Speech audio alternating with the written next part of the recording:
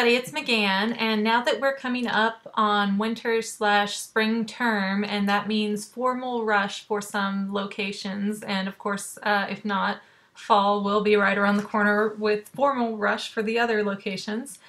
And so I wanted to go through and explain how formal rush actually works, because I know it causes a lot of confusion for a lot of people, and every recruitment event I've ever been to has done a not so great job at explaining it. Hopefully there's a lot of good schools that are explaining it well, but I have yet to visit those schools. I have up here 5 sororities as an example, and in blue it is Kappa Zeta Delta. In pink, it is Rho Gamma Beta, green is Mu Mu Pi, red is Omega Phi Sigma, and orangish yellow here is Lambda Zeta Theta. As far as I know, I have made up these 5 names. If I accidentally called out your sorority or fraternity, I apologize. But let's say your school has these 5 NPC sororities and there are 100 girls rushing. Now, the quota tends to get a lot of girls confused because they seem to think that, oh, well, okay, if there's 100 rushies and 100 people want in Kappa Z Delta, they'll just get 100 girls there and the other 4 won't get any. But that's not how it works. What happens is the recruitment process will allow the 100 rushies to be divided by the 5 houses, and so that means each house is allowed to take 20 girls. And in that scenario, if every house takes 20 girls, then every girl gets selected. But it usually doesn't work out that way because girls might drop out, or they might not be desirable when they're rushing, so houses don't invite them to come back, and then they're removed from the list. So maybe if everybody wants to get in Kappa Z Delta and nobody wants to get in, let's say Omega Phi Sigma is the least popular house on campus, so nobody really wants to go over there. It can happen to where so many girls want 1 or 2 houses over the rest that those houses get their 20 quota, and then the other houses might get 19, they might get 5 people that want to join. So that's a realistic way that rush works. So if you're on Kappa Z Delta's list and you're in their top 20, you're going to get a bid. If not, you're not going to get a bid from them. You may get a bid from one of the other 4, which you can choose to or not to accept at that point. And what you need to realize is that if Kappa Z Delta is the top house on campus, those 20 girls are going to be handpicked by them. So they're going to pick the best 20, the 20 that stood out the most, the 20 that they like the most, get along with the most, have the best GPA.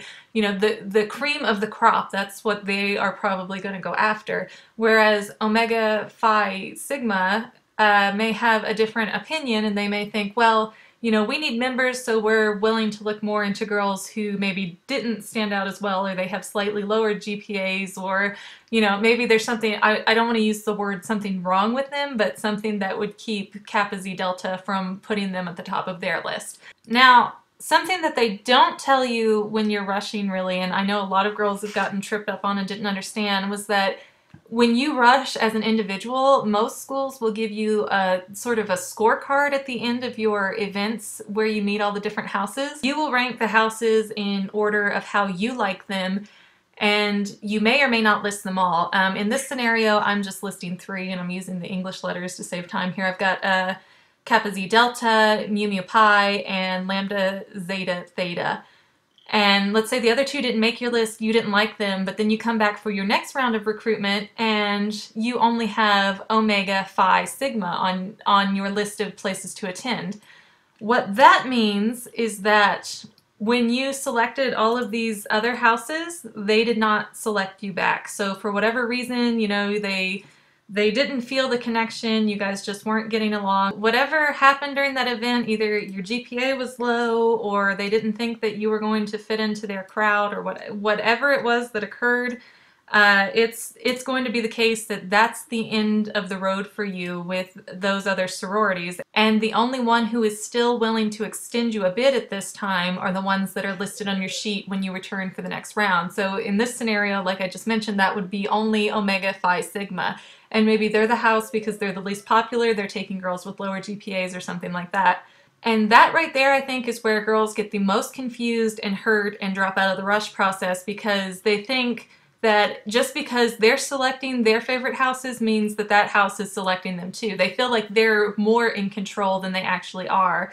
And that doesn't mean that Omega Phi Sigma is a bad group or that the girls are not as quality girls as the other ones. It just means that for whatever reason it has happened, the girls on that campus levitate more towards other sororities. And there are places where a sorority might be the last choice house at one campus, but you go to another campus and it's the #1 house. So it just fluctuates from area to area. Some groups will also have informal rush right after formal rush if they don't meet their quota. So again, let's say Omega Phi Sigma, they only got 8 girls out of their 20 quota. Well, they might have another week of events for informal rush to try and get closer to that 20 total. So if you didn't get the house you wanted and you are willing to look at other houses, which I would really recommend to keep your options open as much as possible, because like I said, from one campus to another it changes on who the popular girls are. Remember that formal rush is very daunting and stressful for a lot of people. It's stressful for you, it's stressful for the house who's trying to, get all these new girls into their sorority. So just be patient, keep an open mind. Informal is a lot less stressful and you're allowed to select where you go, whereas with formal, you're told exactly who you're allowed to visit with, how long you're allowed to be there, and etc, etc, etc.